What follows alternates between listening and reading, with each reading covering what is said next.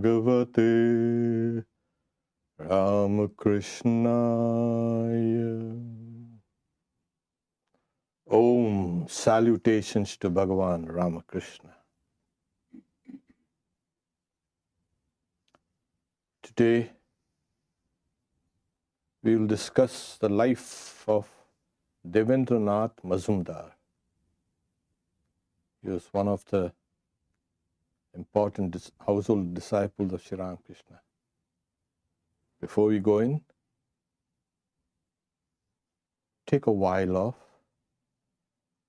close your eyes and think of the imperishable reality which is within all beings.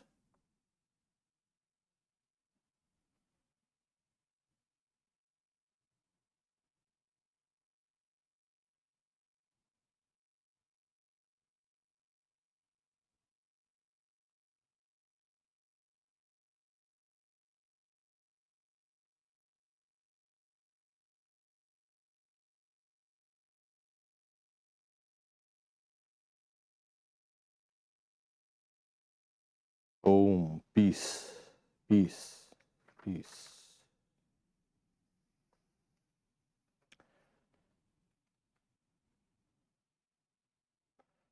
One day,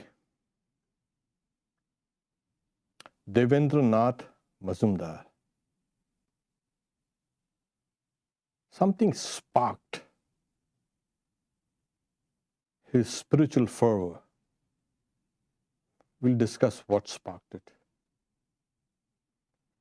He came home, he locked the doors and windows of his room,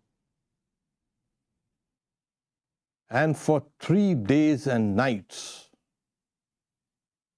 he wept and wept and wept without eating, without sleeping. He banged his head on his wall also. At the end of 3 days, he came out of his room walking on the roof, and he watched the dawn, the sunrise, and he cried out, "Who says that God does not exist? That is a sign of God."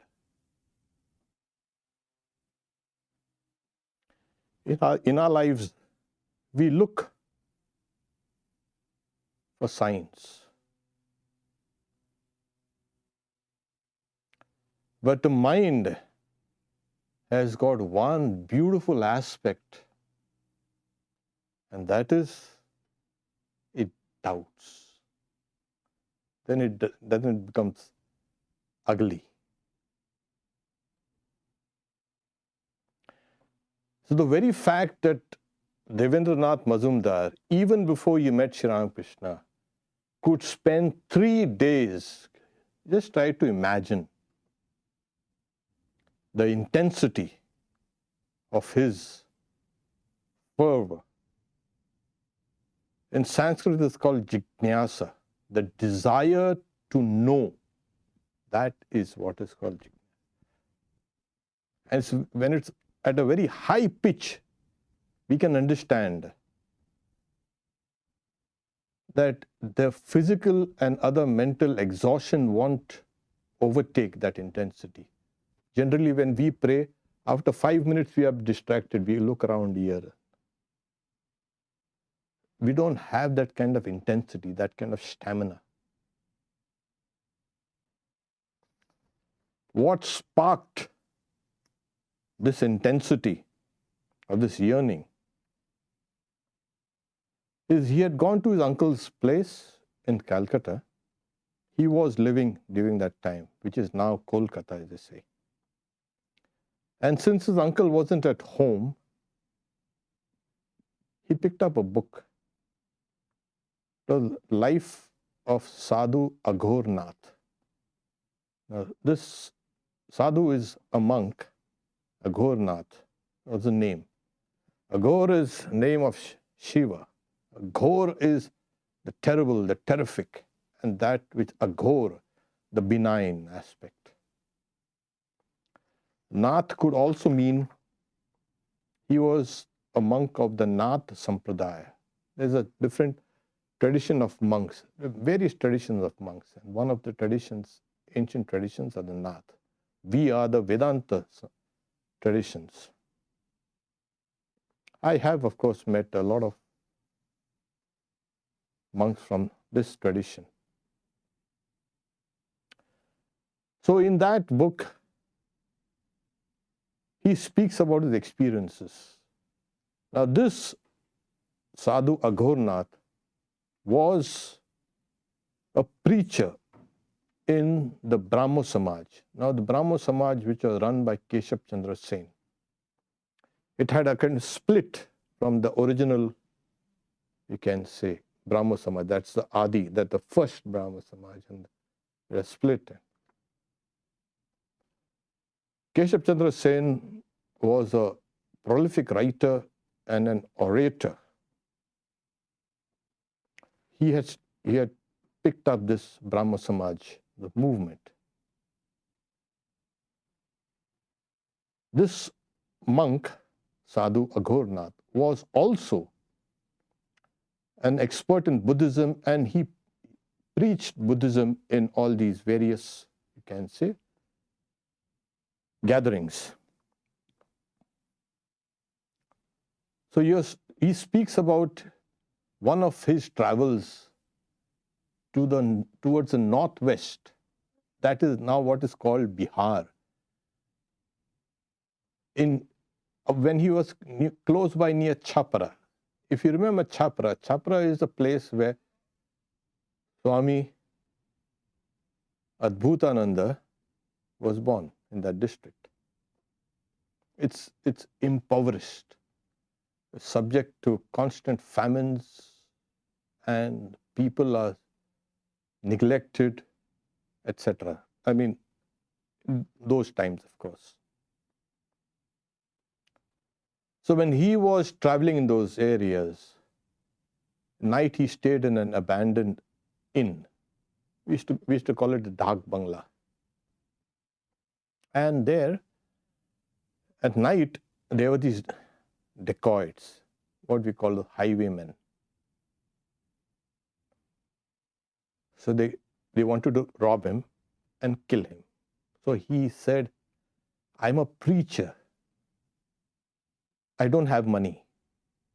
You can take whatever I have, but don't kill me. But the dacoits, the robbers, were unrelenting. So he said, well, let me at least pray. He burst into tears and sang. He prayed first and sang 2 songs, which are the Hindi. And he just lost consciousness after he finished the second song.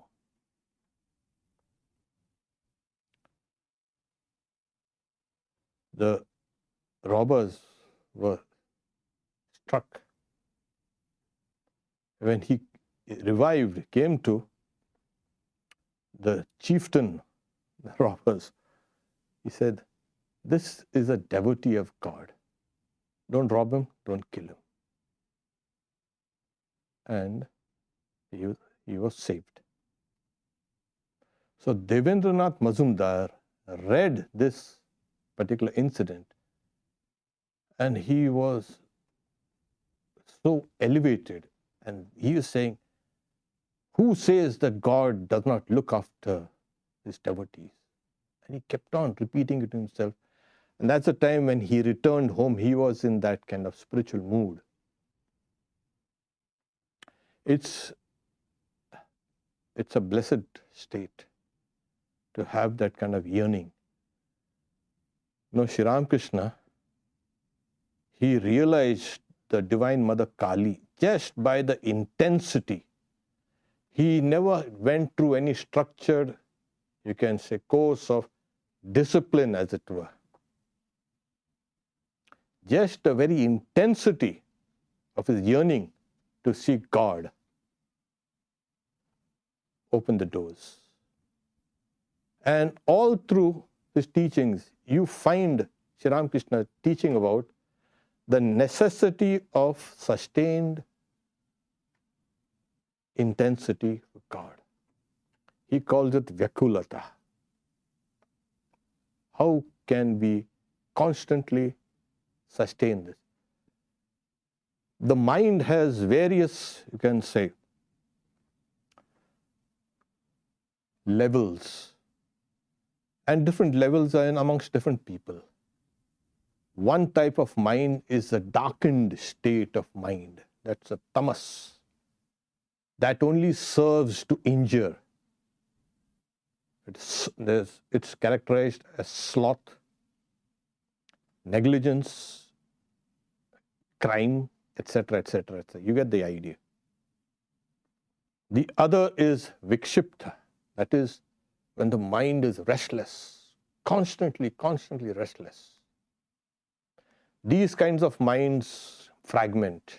They give rise to diseases, etc., etc. The mind is just unrestrained. The third type of mind is the vikshipta. It's alternately calm and alternately restless. Most spiritual aspirants have this kind of mind.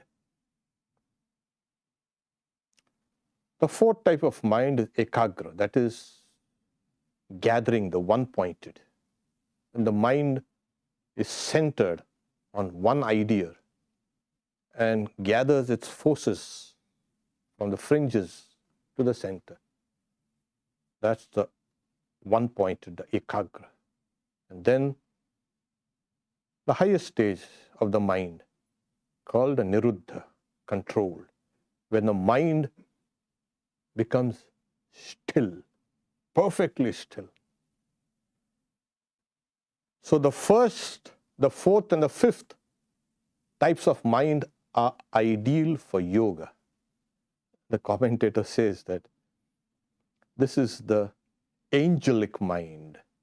The other three are the demonic minds. However, it also says that you have the capacity to change the mind.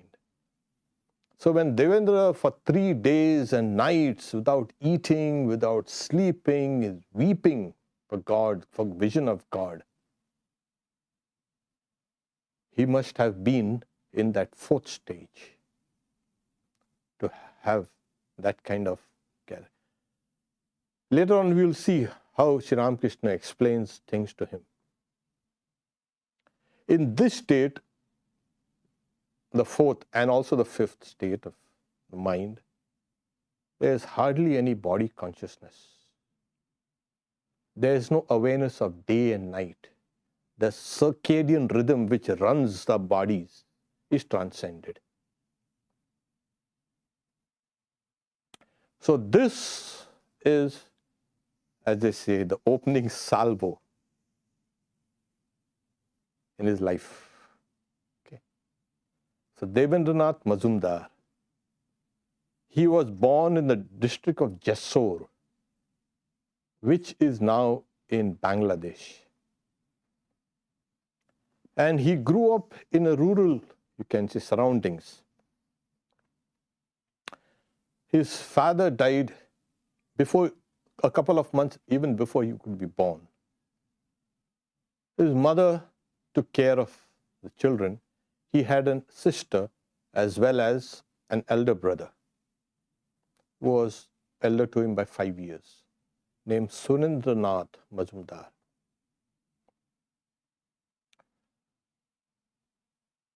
His guardian was his uncle, like all things Indian.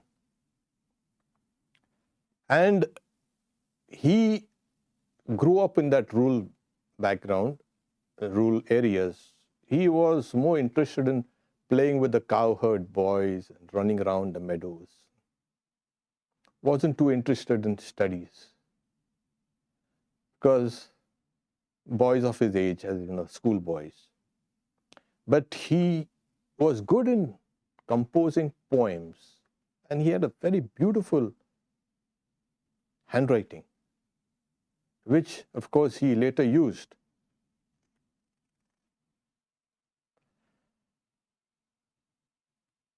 one thing marked him was his truthfulness.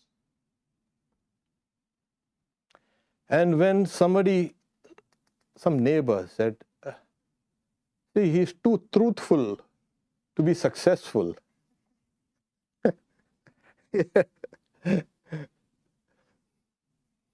His brother defended him. He said, no, he'll be great, he'll be successful because he sticks to truth. No, we like to cut corners and this and that. He wasn't that type. They say, if you serve truth,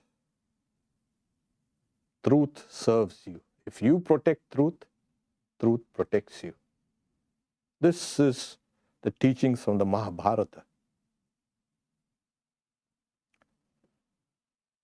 And Sri Ramakrishna says, in this age, in this Kali age, which is fraught with, you know what it is like outside. The only tapasya, the only penance or austerity for this age is truth. We read in the old, you can say, literature, rishis or sages practicing meditations and austerities for thousands of years at a time. And they go through innumerable, you can say, rigorous disciplines. And we had various other kind of spiritual disciplines in the previous ages.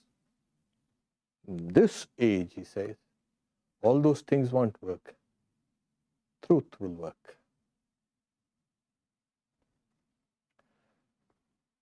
So knowing his trustworthiness, a neighbor who had a grocer's shop, he asked him to look after the shop for a while because he was going out on an errand. And Devendra Nath, this young boy, was sitting down and looking after the shop. And he felt hungry, like young boys. So he took a handful of puff rice, they call murmura or moody, and he ate it. And he felt so guilty about it. And when the owner comes back, he says, I'm sorry, I was supposed to look after this, but I grabbed a handful of that puff rice and ate it. So the owner just dismissed his smile, it's okay. But he realized there that speaking or doing something untruthful was painful for him. And untruth causes much suffering. So, the boy grew up, and as a naughty boy, he had broken his arm and it wasn't properly set, and as a result, that arm was slightly bent. We don't know whether it's the left or the right arm, but in the old days, we had these village orthopedics, they used to go bone setters, as they say. They used to go from village to village, setting bones. It was very painful. And they used to do it without anesthesia and all that. It was a screaming scene. But that was the best he could afford there. So his uncle was looking after his family. The uncle passed away when Devendra was 15. So his brother, Surendranath, had already come to Calcutta. That was a long distance from now what was Bangladesh to Calcutta. He was studying. So Devendranath followed him and he started his schooling again there in Calcutta. Like I said, he wasn't very bright. But everything is relative, of course. Looking at his life later on, we find, he was brilliant. So his brother had made some kind of stir in the literary circles of Calcutta then by writing poetry, and he had also published 2 books on poetry. So that brought him into touch with Girish Chandra Ghosh, the famous dramatist, the great devotee, the bohemian devotee of Sri Ramakrishna. Now Girish, when we see his life later on in one of our future episodes, he had broken all rules and regulations regarding life, not only secular life, but spiritual life. But he was a genius. He could dictate 2 plays at one time, and he had 2, as they say, stenographers. Not the present stenographic that we know. We had.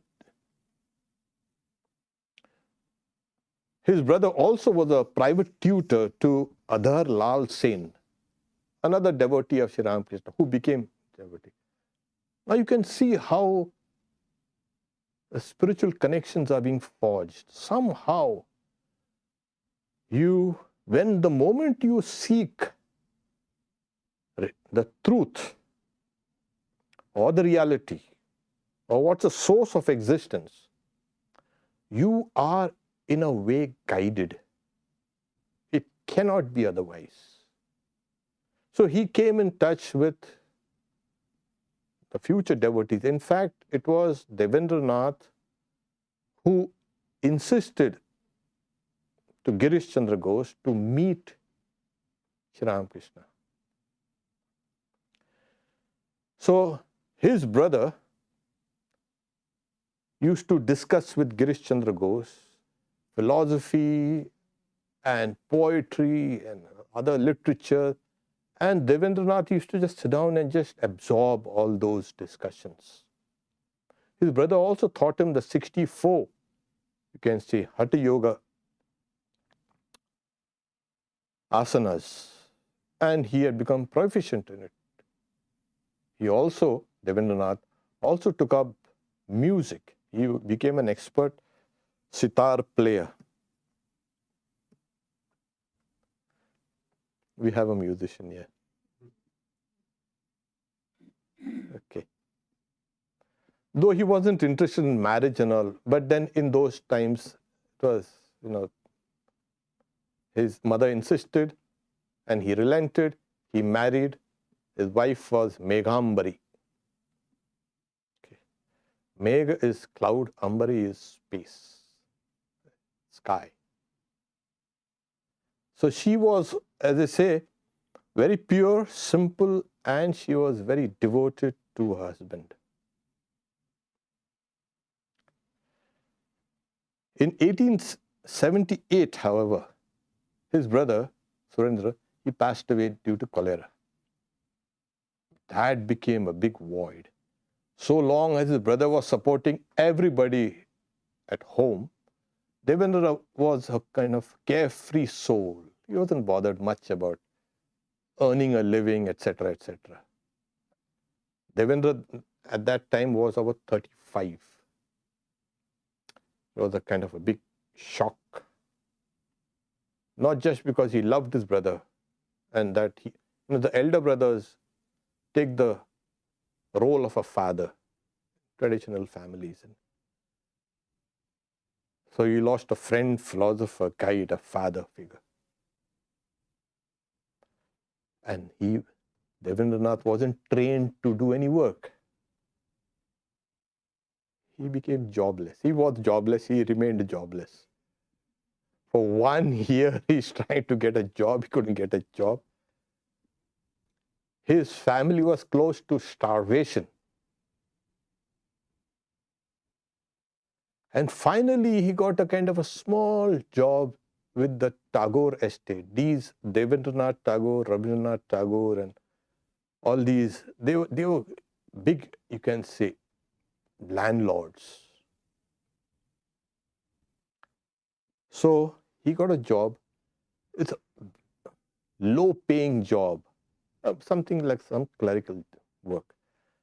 He could have made a lot of money on the side, by the peasants used to come and he could have fleeced them, as they say. But he wasn't there. He never succumbed to this kind of temptation for fast money. Though his family was in heavily debt to a lot of, you can say, in those days you had these money lenders. You had the banks, but they would hardly give you a loan, especially if you are jobless. So one day he told his employer, Devendra Tagore, about his situation. And his employer was so impressed with his honesty and kind of transparency. He cleared off all his debts. That was a great relief. So after reading that Aghor Nath story, he was searching for a guru, saying, yes. So what happens is, first there is a doubt about the existence of a higher reality. This reality that we see, we have taken it for granted.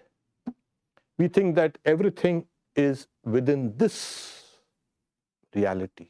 What we see, what we hear, what we think, etc., etc. The world of the senses.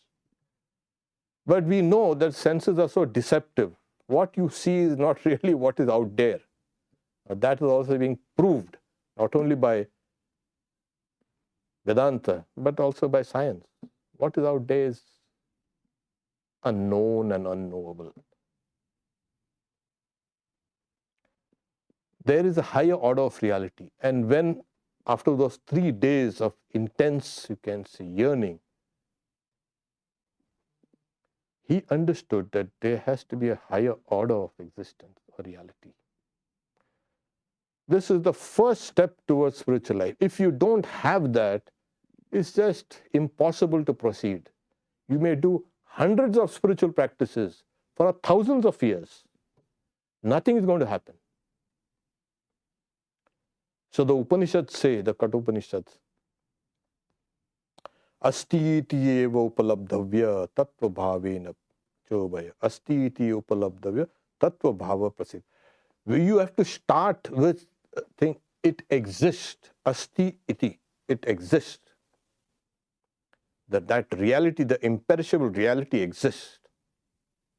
Then that imperishable reality will manifest itself to you. The second step in spiritual life is a well-defined, a well-chalked out path, which has been tested over thousands of years, not just somebody did it and somebody else couldn't get it, nothing like that. These paths have been trodden by the best of humanity, and they have tested that path. You do this, you get this result. You could do this, you get this result. They were not for any kind of hocus pocus or kind of mystery mongering or miracles and all. These things are never part of religion. No mystery mongering, no miracles,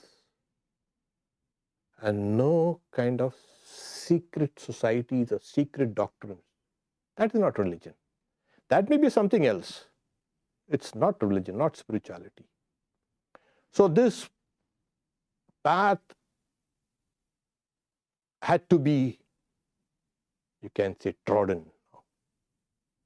Those who come now and in the future will see these markers laid down and be first. But you need to have a guru to help you with that. Later on, as you take these fledgling steps, you proceed. Then what happens is you start understanding your own mind has become the guru. The mind becomes teacher. The more it's purified, the more it teaches you. And then you proceed. Okay. But that being said, he was looking out for a guru.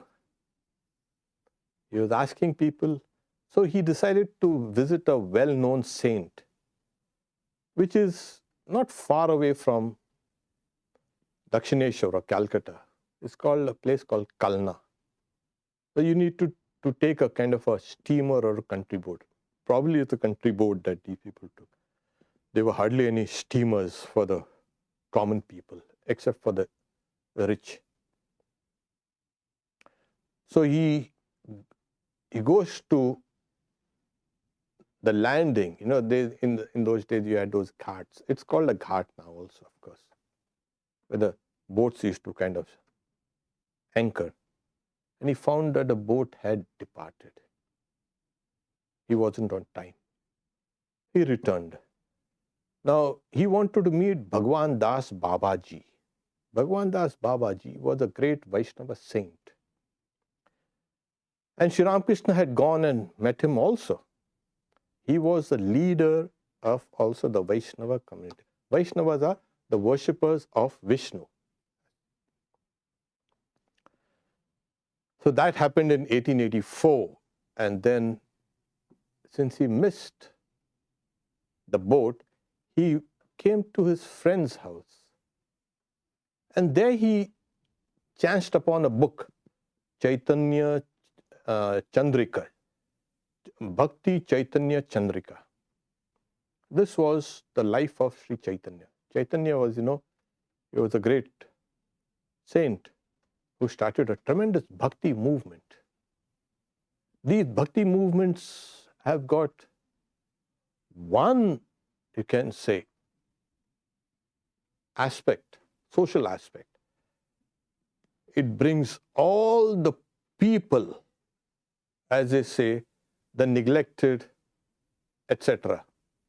Because in those days, society was very structured. And so people at the bottom of the pyramid were always left back. These bhakti movements brought in all the people into the mainstream. And we see it not only in the life of Chaitanya, in the life of Tulsidas and Ramananda and Dadu and all these great sages. These great movements they started.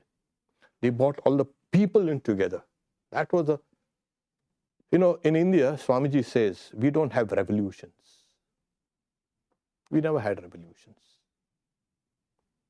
But we had these spiritual revolutions, which corrected society. Now people come with great ideas of reformation and reformers, etc., etc., etc. These were the great reformers. And our reformers, Swami Vivekananda said, have to be spiritual people. Only when the soul, the spirit of the people and the society is touched, will they change.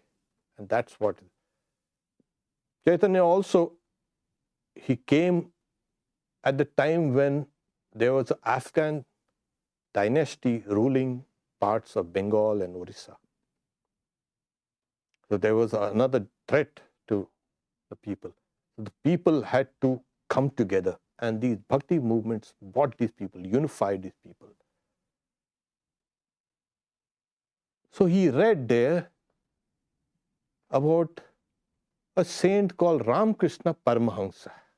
Now he knew Paramahansa is the highest class of monks, Vedanta monks, of course. It's called a Paramahansa. Nowadays, people take the title of Paramahansa. It's like you choose what you want. This title is given to you by the other Paramahansas. So he read about Ramakrishna Paramahansa and he was, oh my God, this is something good. Then he met another friend of his saying, you heard about Ramakrishna Paramahansa? Oh yeah, he stays in Dakshineshwar. You could go and meet him. And that thrilled him. He returned home and left to see Sri Ramakrishna on that same day. Okay, and then again, since this Ganges was there, it's a beautiful, you can say, way to transport yourself. They took a boat and came to Dakshineshwar. And Dakshineshwar, even today, as you approach it, is very imposing.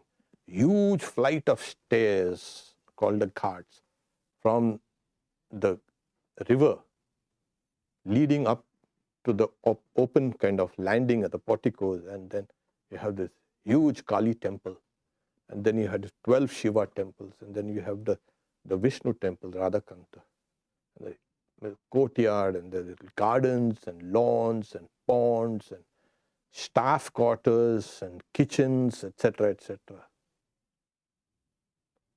So as the boat was reaching the point of where the boats could anchor, he saw a man with the arm in a sling looking at him. And as he came to the landing, he asked the person, do you know where Ramakrishna Paramahamsa lives? Oh yeah, he showed him the room. And it's not a long distance, maybe 150 meters. Yeah, meters. He walks through, and there's a door facing the Ganges, and there's a door facing the other side, on the northern side. He entered, and he left his shoes a little outside. So he saw in the room that same man with the arm in a sling sitting there. Oh, this is Ramakrishna Paramahamsa. So he was a little orthodox, he kept his footwear a little out, far away from the doorway or the veranda of the saint. And that's old practice. So Sri Ramakrishna was very practical. You keep your footwear a little near the door, near the veranda, as they say, because it might be stolen. See how practical he was. And that is universal. I mean, in India, to get your footwear stolen. So, and he went inside. He saw him it's like this. He used to wear a kind of a dhoti, a cloth, and one end of the dhoti used to throw it up round across his shoulder, left shoulder. And then he saw, are you Ramakrishna Paramahamsa? Say, yes. And then Sri Ramakrishna, where you come from? Calcutta. Oh, okay. Then why? Do you want to visit temples, see the deity? And he struck a pose like, the Krishna pose. It's like this. Takes a flute and it's playing.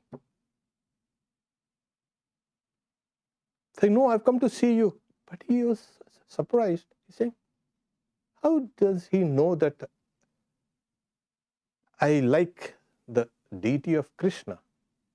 Because when he was growing up, just beside their house, there was a small temple, the Krishna temple.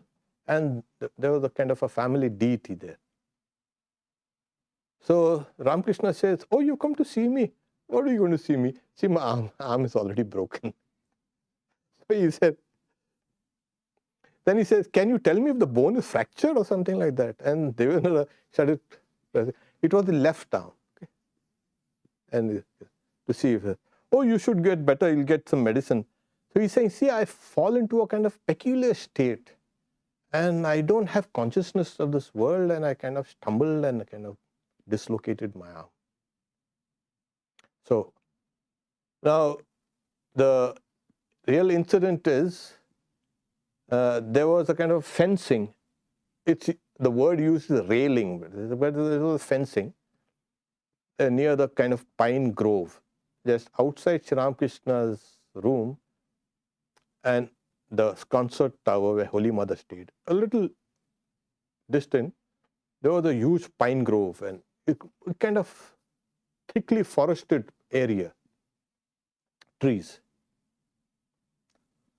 So in one of his visions, he had the vision of Jagannath.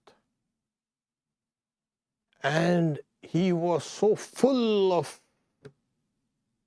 love for that deity, he went to embrace that deity. And he stumbled and he broke his arm, dislocated his arm.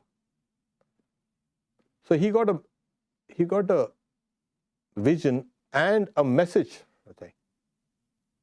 Now put your mind, divert your mind to the Nara Leela, that is God playing with humans.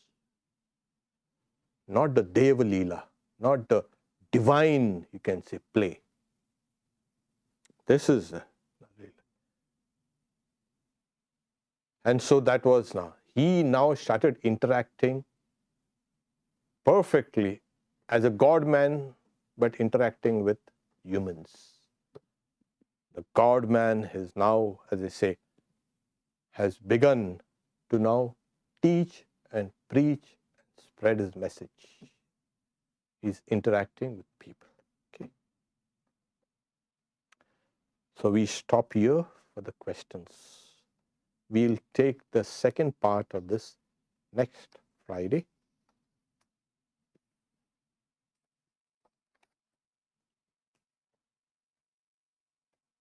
The first question here on the chat is, why is it that India is unique like that? Like Swamiji said about only spiritual revolutions, so different from other countries, that India is so much more spiritual than any other country. Now, I don't want to be say that,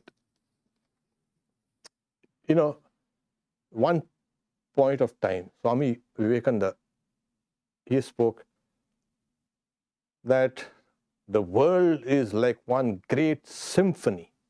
Each nation is playing its role, its music. In some countries, there is a political power. Some countries, there is a military power, for good or for bad. India has, from the very beginning, has been the contributing its spiritual wealth to the grand symphony of things.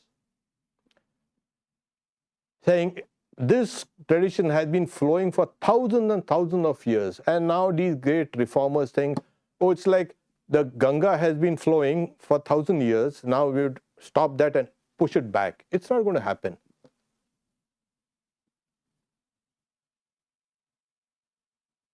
That has been our destiny, that will be our destiny. I mean, Indian destiny. And now, let's not make it that everybody Indian are spiritual. You'll get all types, don't worry. Every type. It's a world by itself. You'll get all the types and all the peoples and all the crazy things and all the good things in India.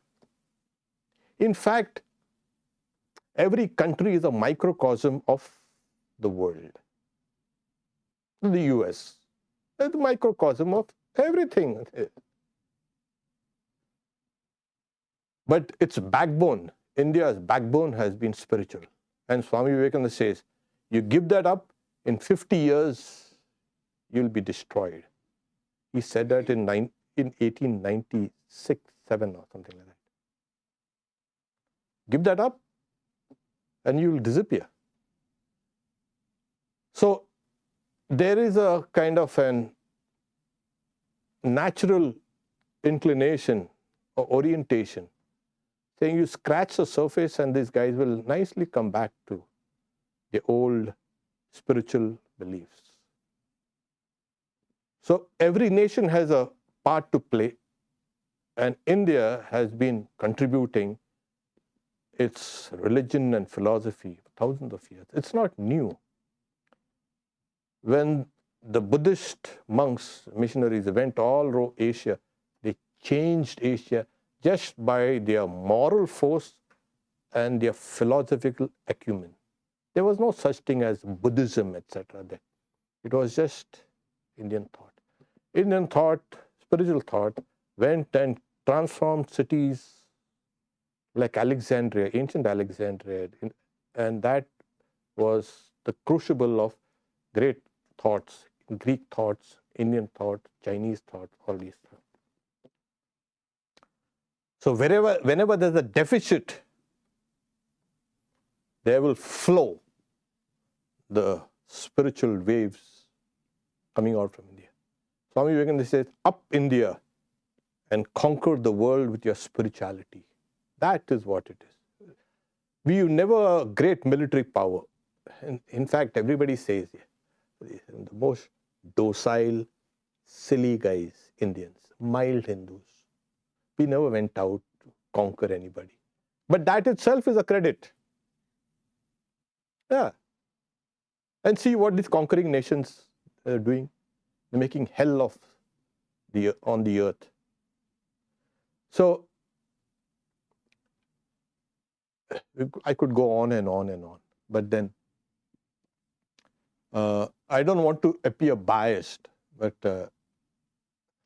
you say, I'll give an instance. When you go to see the Kumbh Mela, millions and millions of people going there. 15, 20 million people gathering there. Most of them are not people like us. Like, we go, of course, because that's our, you can say, the monkish, you can say, congregation point. But not really sophisticated people go there. Those educated classes and people who have got sophisticated taste and who wants to go in this kind of crush and rush.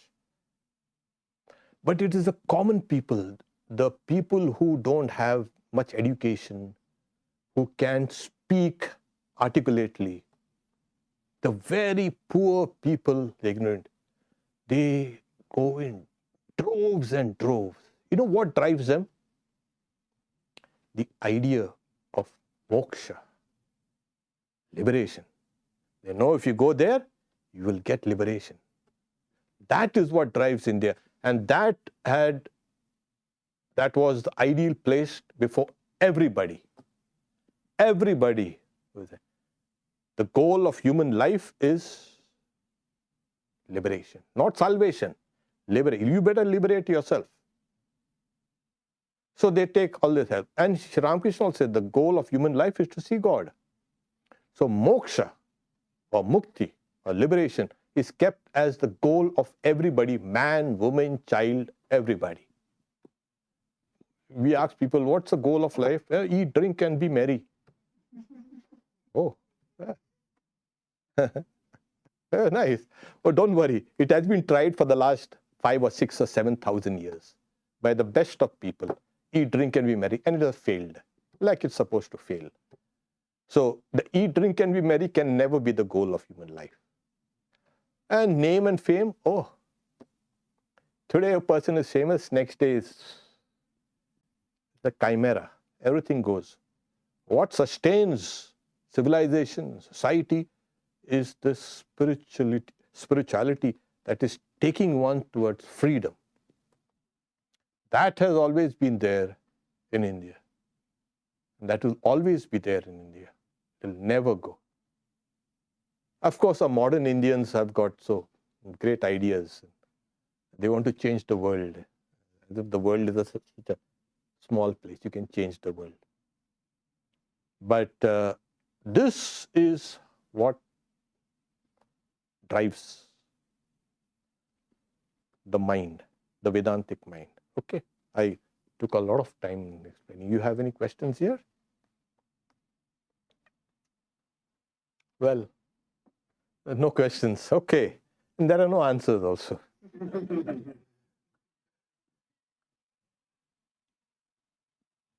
So thank you all very much. On Sunday, I will be speaking on looking within at 10 a.m. of course. So you're welcome. And every Wednesday at 7, we have the reading from the Gospel of Sri Ramakrishna and explanations also. Om Shanti Shanti Shanti Harihi Om Tat Sat. Sri Ramakrishna Arpanamastu.